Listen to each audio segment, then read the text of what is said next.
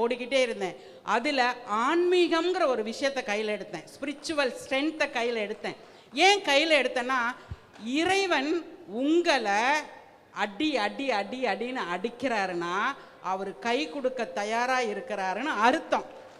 உங்களுக்கு துக்கம் புரட்டி புரட்டி புரட்டி புரட்டி போடுதா, வா நான் இருக்கேன்னு கூப்பிடுறாரு. அது தெரியாம ஐயோ ஏண்டா எனக்கு இந்த துக்கத்தை கொடுத்த அப்படின்னு மட்டும் கேட்டுறாதீங்க.